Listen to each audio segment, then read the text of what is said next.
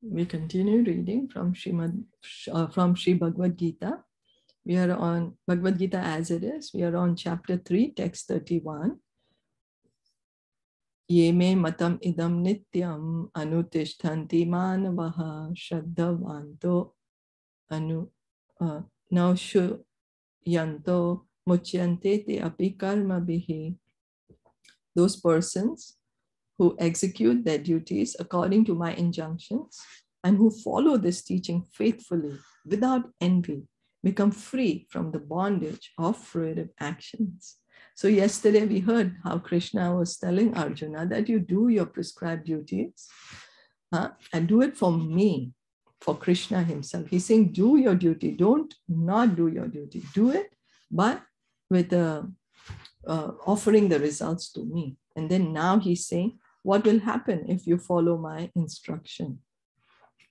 So, purport by Srila Prabhupada, the injunction of the Supreme Personality of Godhead, Krishna, is the essence of all Vedic wisdom and therefore is eternally true without exception. Now we might say, why do we have to hear what Krishna has to say? According Krishna's injunction, Krishna is saying, this is my injunction, you do this. Then, but why shall we hear what Krishna has to say? Because he's the Supreme Lord. He's the speaker of the Vedas. All the original Vedas are spoken by Krishna himself. And to follow what Krishna is saying, to follow Krishna's instruction is the essence of all the Vedic wisdom. All the Vedas are so vast, so vast. What are they saying?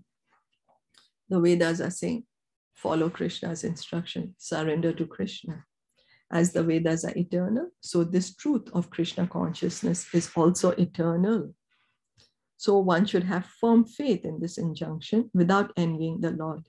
So we might say, oh, well, Krishna told Arjuna 5,000 years ago that you follow my instruction. You do your work, but you offer the result to me. But that was 5,000 years ago. Now we are living in modern society. That time things were different. Right now things are different. So it is not applicable right now to me. No, Krishna's words are applicable to each time, place, and circumstance. It's not only applicable to a particular time, place, or circumstance. The words of Bhagavad Gita are eternal. The Vedas are eternal. The truth of being Krishna conscious is eternal because that's our true identity. It's not that our true identity will change. Only our material identity keeps changing. Sometimes we are in the body of a human being, sometimes of Lord Brahma, sometimes of an ant, sometimes of a chicken, depends. We change only the bodies, but who are we truly? We are all truly eternal souls, parts and parcels of Krishna. That is our eternal identity. And so following Krishna's instructions, these instructions are eternal. One should have firm faith in this injunction without envying the Lord. We should give up our envy of Krishna. We are here in the material world. It's because of our envy of Krishna. Why should we listen to him? Who's he? I know better than him what I have to do.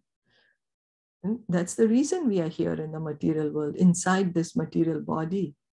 Having a material body is a bad bargain. We are souls. We are pure spirit souls. We are Satchidananda. But right now we find ourselves inside this material body. Why are we inside this material body? Because we envy Krishna. We are saying, why is he the Supreme Lord? Why? Why can't I be the Supreme Lord? I want to be the Supreme Lord. I want to be the controller, the enjoyer, the proprietor. I want to be the best friend of everyone. That's the reason we are in this material body. So instead of envying him, we should just try to understand, to hear what he's speaking. We should hear it in the parampara system, in the disciplic succession. And then gradually, we will understand what is our true position. And we can go back home, back to Godhead.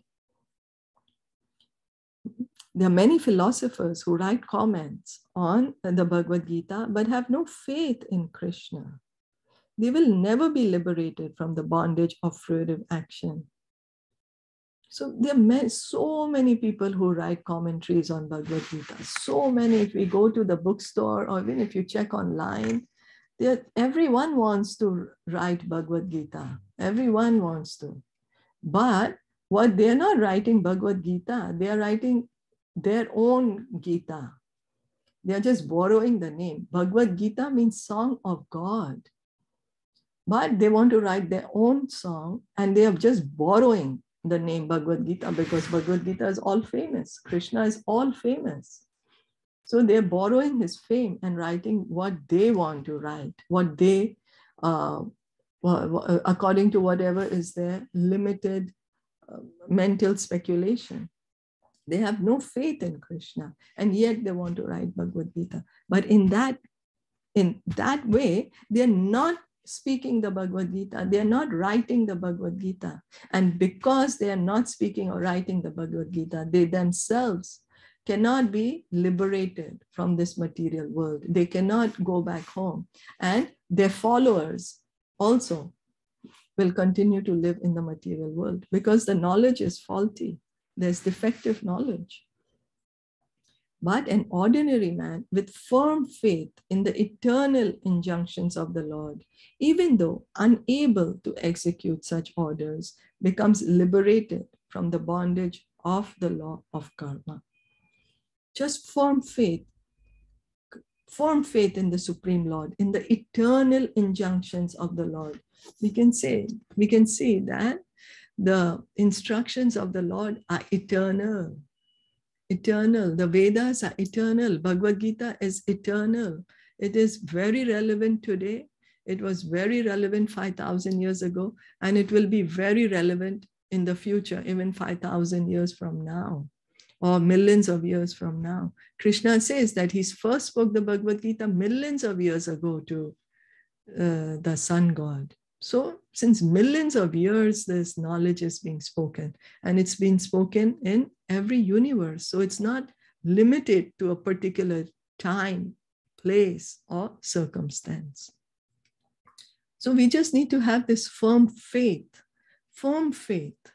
in the injunctions of the Lord, firm faith in Krishna. Well, how can we get this faith? How? Right now, we don't have faith. We are like, oh, why should I listen to Krishna? Is he for real? Is he gonna manipulate me? I will put my faith in Krishna. Is he gonna manipulate me? Is he gonna exploit me? Is he gonna do something bad to me? Because that's what our experience is in the material world.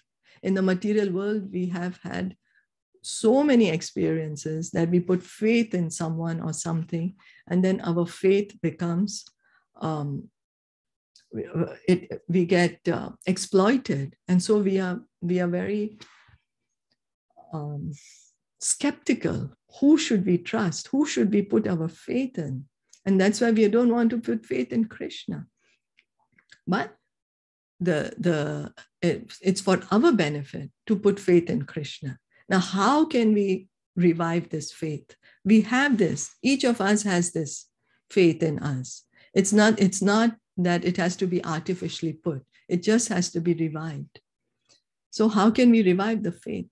By associating with people who have faith, associating with the devotees who have faith in Krishna, who are practicing Krishna consciousness, who are hearing and chanting about Krishna.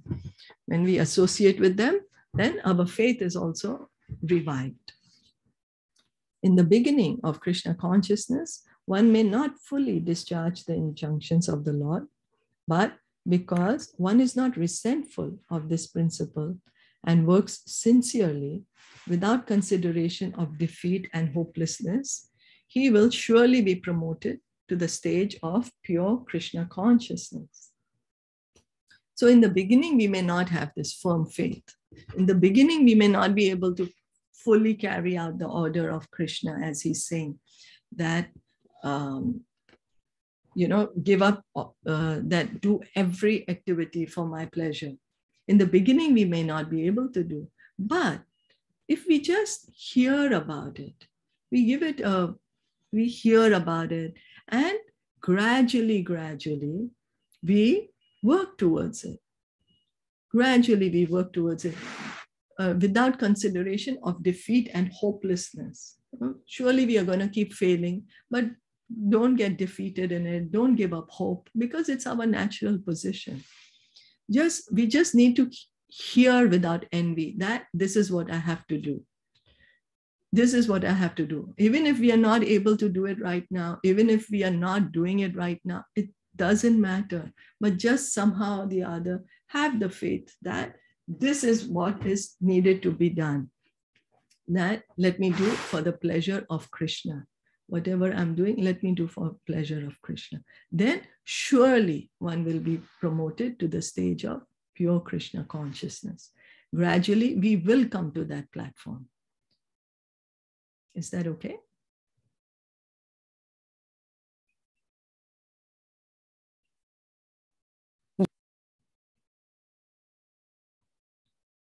I'm sorry, I'm not able to hear you. So we'll stop here for Bhagavad Gita. If there are no questions or comments. Thank you. No, it's clear. Thank you. Now, can you hear me? Yeah, now I can. Yeah, it's clear. Yeah. Thank you. So this means just appreciate. This is bringing us to the point of pure devotional service. But it's being said that even if we are not at the stage of pure bhakti, pure devotional service, just have the faith. Just have faith in it. Just appreciate it. Okay, I'm not there right now. It's okay. But this is what is the perfection. But just by doing it gradually, we will reach that point. Okay, so we'll stop here. Yeah, I've seen that people are scared to say that we have faith sometimes. Scared I'm sorry, in what way? Scared in the sense that we trust Krishna. They're not ready to accept it. Yeah, because like I feel, because so many times we put in faith in so many things, and then our faith gets manipulated or exploited. So then we are scared. Will Krishna also manipulate us? Will he also exploit us? But I think that we have tried putting our faith in so many material people. So we should just try to put once our faith in Krishna also, who has given us unlimited things. And I'm sure that if any one of us is willing to put the faith, then he's there to reciprocate. Yes. He will reciprocate if we are just willing. I mean, we don't have to just even do. If we even will, then he makes the arrangement and the faith is strengthened. Thank you. Yes, thank you. Thank you for bringing up such an important point. It's true that we just have to, because we do keep putting faith. Like we do have the faith. If I enter the elevator, it's going to bring me down. Like if I want to go down, I press the elevator, it will bring me down or up or whatever. Or we do have faith in our those systems that we do. We have faith. Okay, if I do this thing, I'm going to get, if I go to the supermarket, they will deliver me this thing because that's what they are known for. Yes. That's also a faith, right? Yes, I'm going to go here, I will find this thing here.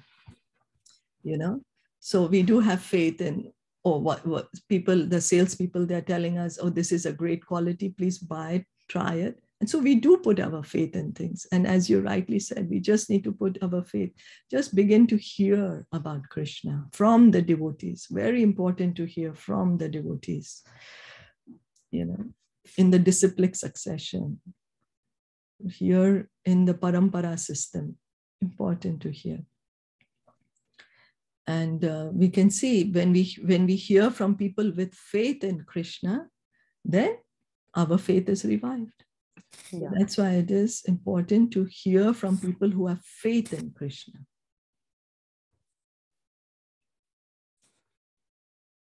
Yeah.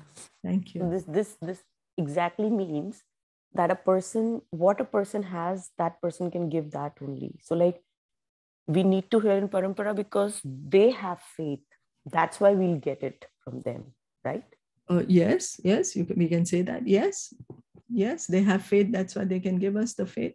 And they have love. That's why they can give us. That's why we feel the joy when we associate with them, because they have love for Krishna. Oh, yeah. And that's what we feel when we associate with them. Oh, yeah. I mean, this is like whenever I see Yashoda Mata, I mean, it is so joyful.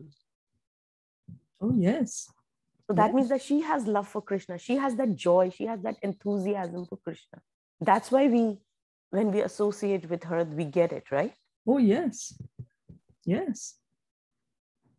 It's true. Yes. Wow, this is so magical. Like, I mean, the more you know him, the more you feel wondrous that, wow.